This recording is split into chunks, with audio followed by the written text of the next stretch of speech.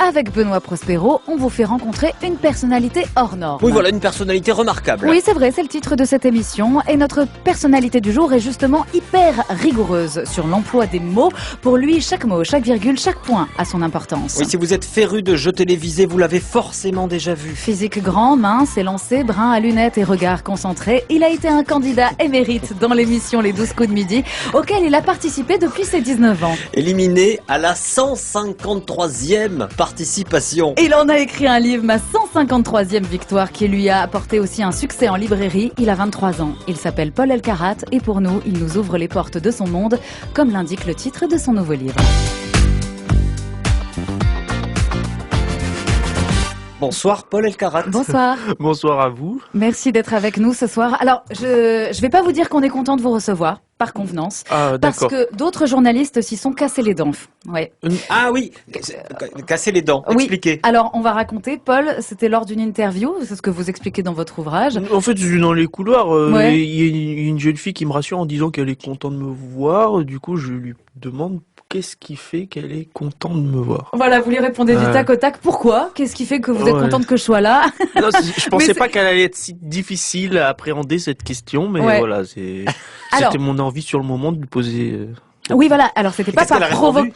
Elle a dit, je sais pas, du coup, j'ai fait comme d'habitude face à quelqu'un qui ne sait pas répondre à une de mes questions, je trouve une réponse à sa place. Ah oui? Voilà, je fais ça. Ouais. Ah, bah, Et vous avez trouvé une réponse à sa place? Oui, elle a dit, on va dire ça, oui, c'est ça. Oui. Alors, mais c'était pas par provocation de votre part, puisque vous vouliez absolument connaître la réponse. Donc, non. Oui. Oui. Eh ben oui. Non, mais il y a des réponses qui sont adressées. Il y a des phrases qui sont, on va dire, toutes faites et qui sont adressées par convenance, dit-on, entre guillemets, à l'individu qui est intéressé. Mais j'ai envie de connaître le pourquoi de ces questions et au final il y a juste la question mais pas la réponse parce qu'ils ne savent même pas pourquoi. Voilà. Alors moi je dirais qu'on est plutôt impressionné de vous recevoir. Ah, pourquoi? J'y arrive. Alors j'ai tout prévu. Du coup j'ai tout un listing d'arguments.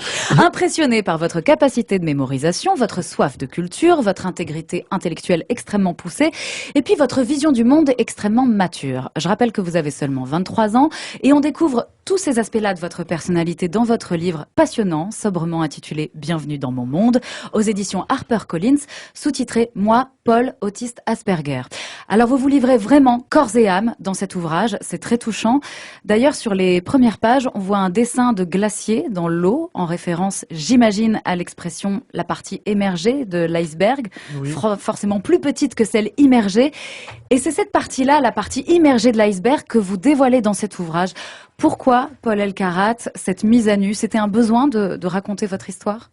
Oui, j'avais ce désir de raconter la manière que j'ai d'appréhender ce monde, la manière que j'ai de le concevoir, d'en parler, d'interagir avec autrui, de m'inscrire dans cette société qui est quand même assez normée, on va dire, et remettre en question toutes les certitudes qu'ont les individus à cet égard-là. Donc, et je le fais en parlant de moi personnellement, de manière égocentrique, parce que je suis très... Non, je sais pas. Non, c'est pas vrai, à travers votre... Et en plus, vous avez de l'humour. Ah oui. Et c'est une histoire passionnante qui commence donc en région parisienne, à Saint-Germain-en-Laye. C'est dans cette commune des Yvelines que vous naissez. Et déjà, dès la naissance, vous êtes rebelle, vous êtes réfractaire, vous ne voulez pas sortir du ventre de votre mère. Oui, je suis réfractaire au STO. Non, c'est pas vrai. Je suis réfractaire au fait de sortir du ventre de ma mère. Vous n'allez pas me demander, j'étais même pas sorti. Mais c'est vrai, ben oui. Enfin, j'ai rien demandé. Hein. Mais que commenter. Cérébralement, j'étais en avance, je voulais pas. Là, je sais pas, j'aurais dû naître bien avant et je suis né bien après. Oui, alors tout ça pour dire que vous êtes un rebelle, puisque vous êtes un petit garçon infernal. Quand on vous dit de ne pas faire quelque chose, vous le faites. Vous buvez de l'eau de javel quand ça vous prend. Vous partez à vélo pour faire des cascades et revenez couverts de bleu. Vos parents n'en peuvent plus. Et un jour, votre maman vous demande pourquoi vous leur faites subir tout ça. Et là, vous leur répondez, mais moi, je veux pas, c'est ma tête qui fait ça. Oui. Oui. Oui, vous avez... Vous sentez que vous avez une inadaptation au monde, qui a une espèce d'ambivalence dans votre tête, justement? Oui, alors je sais pas si c'est conscient ou inconscient, mais je fais des actions qui, au final, me portent préjudice et je ne sais même pas pourquoi réellement je l'ai fait. Et c'est pour ça que je dis que moi je ne veux pas faire ça parce que ça me cause du tort, ça me fait mal, ou par provocation je le fais aussi. Et après je me dis, bah c'est pas moi, c'est ma tête. Comme si ma tête agissait et que mon corps ne contrôlez pas. Et là, Tout le temps. là, vous êtes encore enfant, on est au début des années 2000, Oui. vous écumez les cabinets de pédopsychiatres et on vous détecte mais rien, en fait les médecins n'ont rien à vous dire. Ouais. Oui, j'ai rien à... parce que je suis très fort pour cacher la manière que j'ai de me comporter aux yeux des autres, mais pas tout le temps avec les mêmes personnes. Je vais me comporter d'une telle manière avec quelqu'un et peut-être je vais me calmer avec d'autres. Donc on s'aperçoit que quand ils me voient là, présent dans leur cabinet, ils trouvent rien à redire. Alors quand je sors, c'est beaucoup plus difficile. Ouais. Faudrait que les psychiatres ou pédopsychiatres, en l'occurrence parce que j'étais enfant, me suivent perpétuellement dans mes pérégrinations et après se permettent de dire, de porter un jugement. Quand je suis calme ou endormi devant lui, c'est sûr que je ne serai pas le même que quelqu'un qui court dans tous les sens ou qui fait des cascades ou qui s'énerve. Voilà. Et puis vient le jour du 22 juin 2015, vous êtes à Fort-de-France en Martinique et ce jour-là, vous allez rencontrer l'homme qui va mettre un mot enfin sur vos doutes, vos questionnements quant à votre comportement. Un mot, Asperger. Vous avez 16 ans et c'est un soulagement à ce moment-là? Oui, après faut voir en amont, hein, avant le 22 juin 2015, hein, parce que j'y m'étais déjà, on avait déjà parlé de ce syndrome parce que c'est ma grand-mère qui a exprimé ses doutes en regardant un reportage télé sur le syndrome d'Asperger. Elle a dit que ça ressemblait de près ou de loin à ma personne et donc après on a fait des démarches appropriées pour m'envoyer dans un centre de ressources autisme pour me faire diagnostiquer après. Oui, mais ce qui est fou, c'est que les médecins n'aient rien détecté et qu'il ait fallu faire toutes ces démarches. Non, il y avait quelques doutes, mais c'était rien de bien avancé. Il n'y avait pas de certitude, aucune. Et vous avez peut-être reconnu notre invité du jour grâce à ses nombreuses participations au jeu Les 12 coups de midi. Alors nombreuse, le mot est faible. Hein. Oui, c'est vrai, 153 participations au jeu présenté par Jean-Luc Reichmann. Et oui, un jeu qui a foncièrement changé sa vie, médiatiquement, financièrement bien sûr, et puis sur le plan personnel aussi. Paul Elkarat, vous dites que vous aviez la phobie de la foule, de la lumière et du bruit. Comment vous avez fait pour surmonter tout ça en montant sur un plateau télé comme celui des 12 coups de midi? Comment j'ai fait? Oui, pour supporter tout Au ça. départ, vous êtes arrivé, vous aviez peut-être peur de tout Ah ça, non, mais justement, je de la pensais foule, pas des rester- lumières. Je pensais pas rester une seule seconde sur le plateau télé, sur le plateau. Oui, c'est Oui, ça. c'est ça, exactement. Je parle plus français, écoutez. Non, tout va bien. Non, je sais plus ce que je dis. Mais le simple fait, c'est que je voulais m'amuser en allant aux sélections de ma ville, à Grenoble, entre guillemets. Après coup, ils m'ont pris pour me présenter sur le plateau télé, dans l'émission, et je pensais y rester un jour. Bah encore raté, j'y reste pas un jour, j'y reste plusieurs jours. Déjà, je pensais pas aller à la télé, mais une fois que j'y suis, je pensais pas rester plus d'une émission. Et au final, je suis resté 150. Donc vous vous êtes habitué finalement à cette ambiance, au public, aux lumières, Oui, etc. oui. Et une évolution qui s'opère quand on est sur le plateau, on ressort le premier jour, on ressort pas de la même façon, psychologiquement, physiquement, pécuniairement, tout ce que vous voulez, que le dernier jour. C'est Oui. différent. Ouais, c'est une expérience de vie, voilà, et ça apporte un certain enrichissement. Qu'est-ce qui vous a décidé au départ à participer finalement aux 12 coups de midi? Parce que j'aime bien les jeux. Tout simplement. Oui, bien sûr, j'aime bien les jeux de culture générale, j'aime bien y répondre. C'est un amusement, on va dire comme un autre. Oui, mais c'est à ou la télé là, presque. quand même. C'est un amusement intellectuel. Oui. Non, mais avant d'être à la télé, c'est dans les coulisses que Oui. ça se prépare. C'est-à-dire que on sélectionne les individus qui se présenteraient via leur personnalité et leur culture, bon surtout la personnalité. Après, ils se présentent, on les amène à la télévision En fonction de leurs prestations, de leurs connaissances, des questions qui leur sont adressées, ils vont rester plus ou moins longtemps. Voilà. Et quand on voit vos connaissances, forcément, vous avez Oui. été pris direct. D'ailleurs, on peut voir sur Internet certains de vos Encore, passages impressionnants. Oui. oui, et encore, c'est pas uniquement, on prend pas uniquement l'individu sur ses connaissances, mais aussi sur s'il a des choses à dire de très intéressant qui va accrocher le téléspectateur. C'était surtout cela, mais Vous évidemment. corrigiez parfois même, on le voit sur certains extraits sur Internet, vous corrigiez les énoncés de certaines questions en live. Oui, Il y avait des fautes. Oui, Jean-Luc Reichmann s'arrachait les cheveux d'ailleurs. oui, s'arracher ses quelques cheveux, mais non, je plaisante. Non. C'est vrai que il est arrivé qu'il y ait des fautes de frappe ou des inversions, et voilà, Ouais. je m'arrogeais le droit de corriger. Et ce sont des victoires que vous devez notamment à ce qu'on appelle, et ce que vous décrivez dans votre livre, l'hypermnésie. L'hypermnésie qui est un syndrome rare qu'on pourrait traduire par quoi? Avoir une mémoire infaillible? C'est ça? Faillible, non. Infaillible.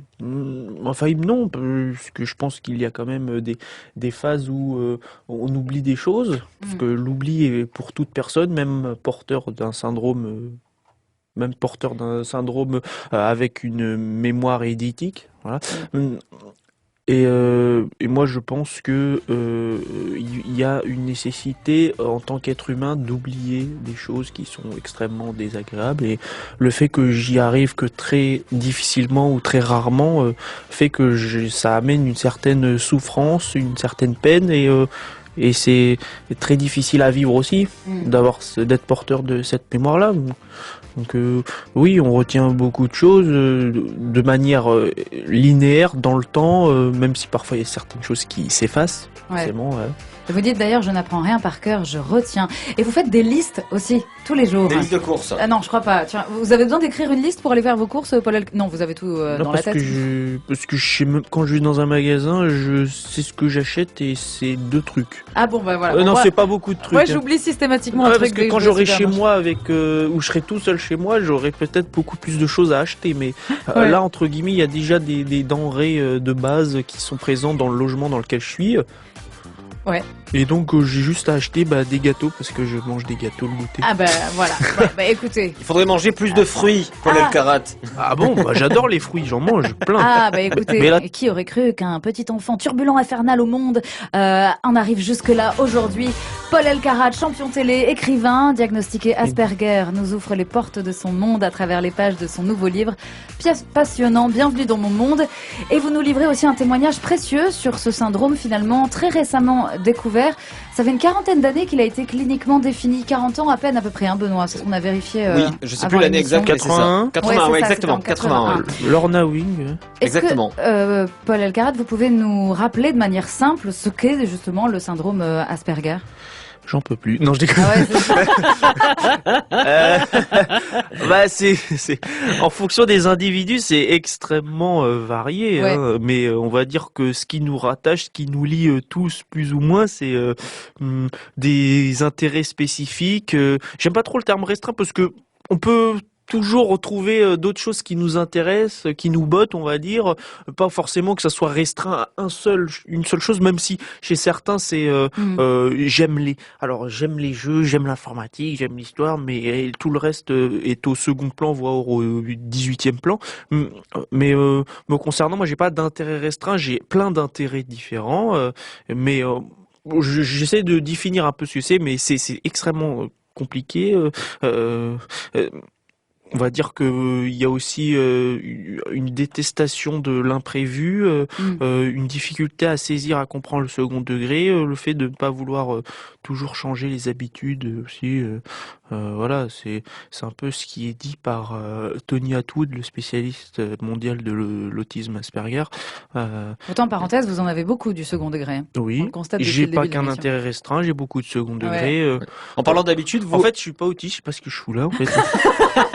J'adore. Je sais pas pour... Mais d'ailleurs, Si vous parlez attendez. d'habitude, vous écrivez des listes tous les jours, je crois. Oui, Ça fait partie de vos exactement. habitudes. Alors, ça, Oui, c'est mais j'en ai marrant. plein. J'ai plein d'habitudes et d'intérêts bien désignés.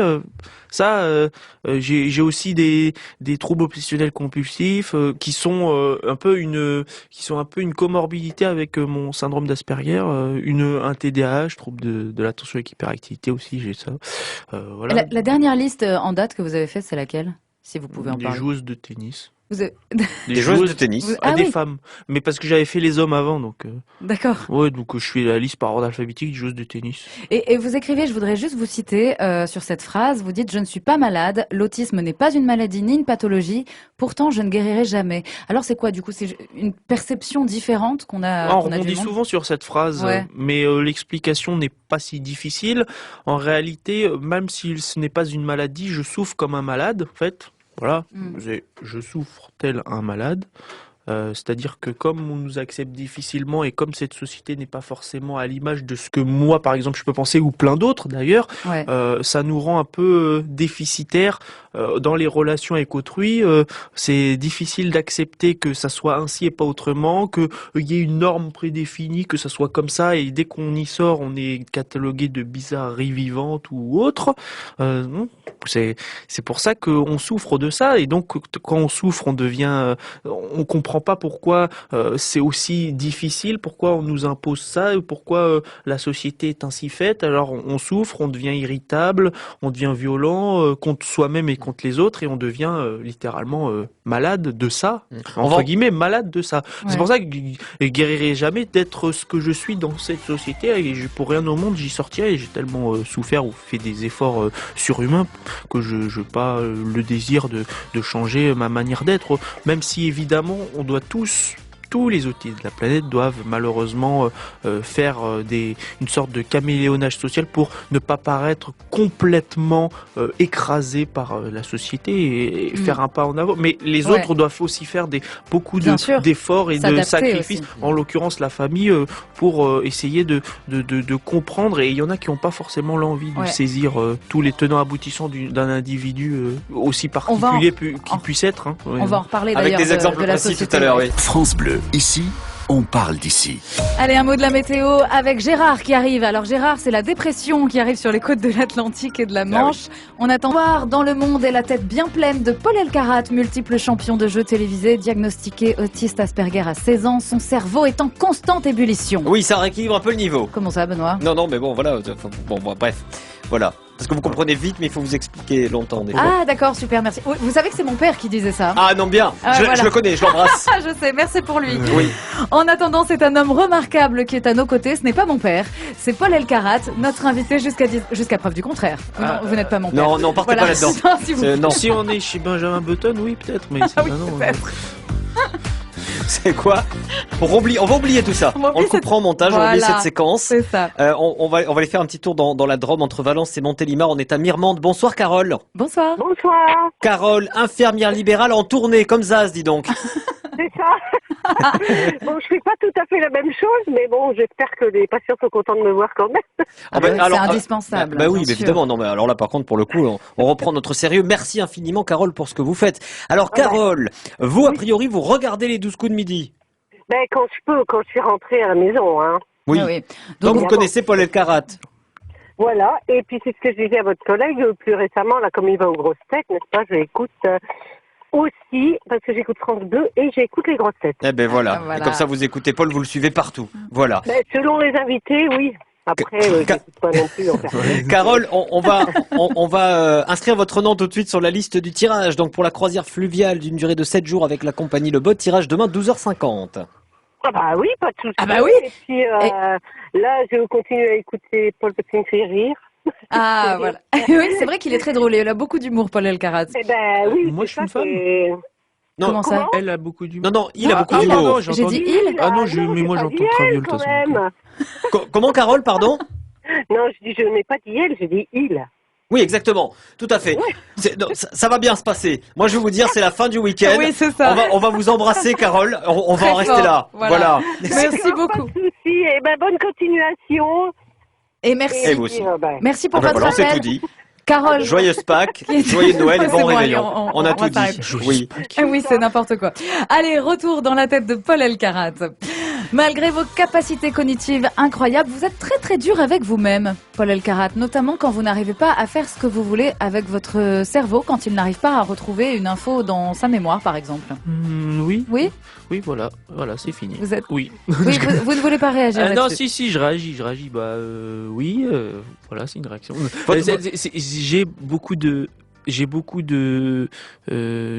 mal à accepter que parfois certaines informations puissent s'effacer au fur et à mesure de mon existence. Une de vos plus grandes peurs, d'ailleurs, c'est de perdre votre mémoire. Oui, parce que depuis que je suis petit, j'engrange beaucoup d'informations dans mon cerveau et le fait de tout perdre d'un coup, ça serait dur. Parce que j'apprécie énormément me souvenir de ce qui ne l'est pas forcément, et de ce que les autres oublient aussi aisément. Et il y a des choses que je n'aimerais absolument pas perdre de vue. Et est-ce que c'est vrai que vous êtes très intolérant avec l'ignorance ? Oui, parce que ça dépend quelle ignorance. Si il y a des ignorances, par exemple en termes de culture ou de savoir, bon, c'est pas très important, mais ignorer par exemple certains faits de société ou ce qui se passe dans le monde, ça c'est plus compliqué, quoi. Et puis l'ignorance signifie aussi une certaine virulence, une certaine agressivité, une certaine haine, quand même assez ambiante, voilà. Ben oui, d'ailleurs, je vais vous citer, vous écrivez dans votre ouvrage « Nous devons nous battre contre l'ignorance du passé, en particulier à notre époque, qui va trop vite, ne vit que de réseaux sociaux, de fausses célébrités. » C'est vrai qu'on est un peu dans une période de fabrique de l'oubli. Ça vous fait peur, cette époque dans laquelle on vit, Paul Elkarat ? Peur, j'irai pas jusque là, même si évidemment ça me plaît pas forcément, mais en tout cas il y a beaucoup de facteurs environnementaux, sociaux qui me posent problème et qui sont très difficiles à supporter et en l'occurrence pour soi-même, mais aussi pour les autres. Les inégalités. Justement, on va en dire un mot juste après. On a prévu vraiment de parler de ça. Et on va poursuivre la conversation sur le sujet de la dans planète. un instant. Oui. Oh, par contre, il fait chaud d'un coup là. Pourquoi Benoît, il fait vous chaud ? trouvez ? Non, ça Si va. Non, ça va. Ah bon ? Non, moi ça va. D'accord. Ah oui, d'accord, j'ai compris. Ça, la fièvre dans le sang, Alain Chamfort à l'instant sur France Bleu. Oui, l'album s'intitulait Tendre fièvre. Tendre fièvre. Oui, je viens de le dire. Ouais. Exactement. Ouais. Voilà, moi ça C'est me. un beau titre. Ben oui. Ça vous émoustille ? Mais j'ai envie d'appeler. Enfin bon, bref. Ouais. Allez-y. Alain Chamfort. Appelé. Pour en parler. D'accord, très bien. Allez, en cette fin de week-end, nous recevons Paul Elkarat, qui depuis son triomphe dans l'émission Les 12 coups de midi sur TF1, continue l'aventure, en librairie notamment, avec la sortie de son 3e livre, déjà à 23 ans, Bienvenue dans mon monde, édité chez HarperCollins. Paul, mon monde à moi sur France Bleu, c'est aussi une émission qui s'appelle Planète Bleue, qui est il peut pas s'en consacrée empêcher. à la planète, au Ah climat et à la biodiversité et à l'écologie. Et si j'en parle, c'est parce que dans votre livre, en fait, vous évoquez ce sujet. Et je dois dire que, en fait, vous avez un vrai talent parce que vous arrivez à tout dire, à tout résumer en seulement 2 pages.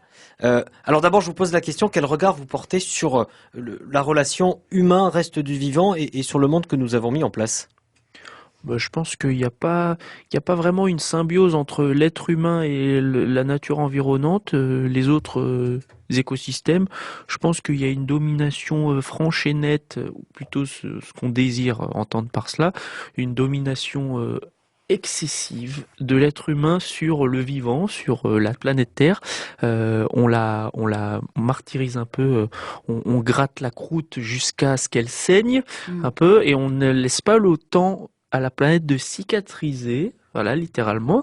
Et pour nous, on a une suprématie, une hégémonie sans commune mesure sur ce qui nous entoure, et nous ne voulons pas entendre quand la planète nous parle et nous dit qu'elle souffre, qu'elle se chauffe, qu'elle brûle, qu'elle meurt, et malheureusement. Pourquoi, selon vous, qu'est-ce qui se passe qui fait que c'est comme ça, en fait ? Qu'est-ce qu'on n'arrive pas à arrêter ? parce qu'il y a une course, à l'argent, il y a une course à l'économie qui est beaucoup plus importante pour les politiciens, pour les pays, pour les lobbying, qui est beaucoup plus important que préserver la biodiversité. Donc, on en arrive à ce que, malgré tout, la puissance du monde humain sur le reste prime selon beaucoup de personnes et on continue à grandir au détriment des autres espèces qui finissent par Disparaître pour certaines. qui finissent par se réduire comme peau de chagrin. Donc, Et ça provoque quelle émotion chez vous? de la révolte, de l'énervement, même une certaine impuissance, parce que malgré le fait qu'il y ait des gens qui s'investissent et qui essaient de faire changer les choses, et il y a des choses qui adviennent, qui se passent correctement, ça ne sera jamais suffisant pour rattraper ce retard. Il faudra attendre encore des décennies et des décennies pour inverser cette tendance que l'on a mis plusieurs années aussi, surtout au XXIe siècle, à démontrer, depuis que un certain René Dumont, avec sa bicyclette, dans les années 70, nous a dit que nous maltraitions notre mère la Terre, jusqu'à aujourd'hui, il n'y a pas vraiment eu de désir de réfréner nos pulsions destructrices, on va dire. On considère même pas ça comme ça. Mais pourtant, c'est ce qui arrive. Et vous, face à ça, finalement à l'impossibilité de changer les choses, vous dites « je me réfugie dans le passé ». Et vous parlez notamment de... Vous dites il y a une période dans laquelle j'aurais aimé vivre, c'est l'Antiquité. Ah oui. Moi, parce que comme je suis historien, entre guillemets, l'Antiquité est une de mes périodes phares, favorite, avec une culture, avec une philosophie existentielle très puissante. Et comme j'adore la philosophie, forcément j'adore l'Antiquité. Tout descend de nombreux philosophes de l'Antiquité, Socrate, Platon, Aristote et j'en passe. Et donc finalement, votre monde idéal, il ressemblerait à quoi, Paul Alcarat? Mon monde idéal. Ouais. Si vous avez une baguette magique. Il suffit pas de remonter très loin en fait pour avoir ce monde idéal. Alors on peut remonter au XVIe siècle avec Thomas More, l'utopie. Voilà, ça c'est pas mal comme société. Et puis on remonte un peu le temps. On remonte un peu le temps, c'est-à-dire on va pas plus loin que Thomas More, mais après Thomas More, il y a un certain Charles Fourier avec son phalanstère qui a tenté de créer une société utopiste, socialiste, où tout le monde serait à égalité, où il n'y aurait pas de frontières, où il n'y aurait pas un manque de liberté, où il n'y aurait pas de pauvreté ni de richesse, et tout le monde apporterait sa pierre à l'édifice. On serait sur un même pied d'égalité, sur un même piédestal, on va dire. Un peu comme le souhait qu'on respecte n'importe quel animal, que ce soit une mouche ou une baleine, au même titre que une personne pauvre aurait autant d'importance qu'une personne avec un capital assez conséquent. Mais c'est, comme je l'ai dit, c'est une utopie, sans politique, sans argent, où tout le monde se servirait, mais l'humain n'est pas sage, l'humain a besoin d'être mis sous tutelle, et donc c'est pour ça qu'il y a des gouvernements avec des présidents, ou des dictateurs, ou tout ce que vous voulez, et qui mettent sous leur coupe toute une population, et la population a besoin de travailler pour payer de sa personne, pour payer pécuniairement, Donc on n'est pas sorti de l'auberge, en gros. Mais bon, mais c'est utopique, ça n'existera probablement jamais, mais jamais. Mais c'est un rêve. Un En monde idéal. l'occurrence, si on avait une baguette magique, qu'est-ce qu'on dirait, Benoît? Abracadabra. Voilà. Vous m'avez demandé un monde idéal, pas un monde qui existe. Ah non, mais bien sûr. Oui, mais bon, du coup, on a très envie qu'il existe.